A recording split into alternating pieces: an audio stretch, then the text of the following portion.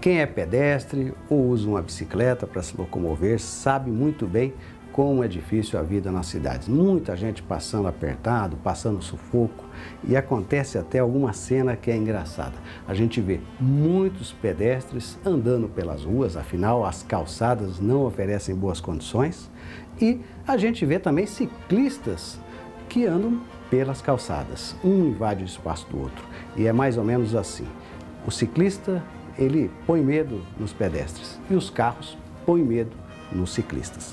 Estas cenas a gente vê em qualquer lugar, né? São pessoas, então, com medo desse uso, né, dessas duas situações, nas caminhadas, nos passeios, nos transportes, e cada vez mais as cidades precisam dar atenção para isso. Hoje nós temos muito mais gente andando a pé e de bicicleta do que pessoas que usam carros. Os carros ocupam muitos espaços, né? Espaço que fica numa somatória geral nas cidades, é muito exagerado para os carros. Então, cidades até pequenas, cidades médias, no Umuarama a gente já vê que o trânsito começa a ficar complicado em determinadas horas.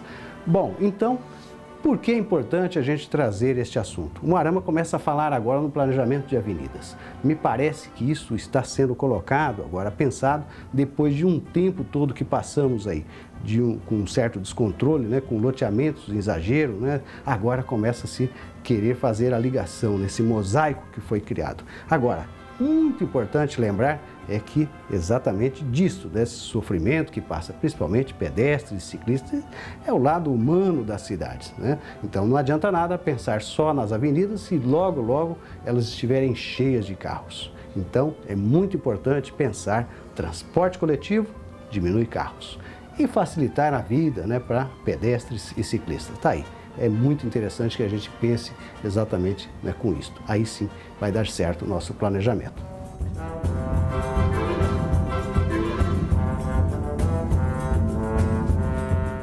Apoio Cultural Palhaço Cenoura.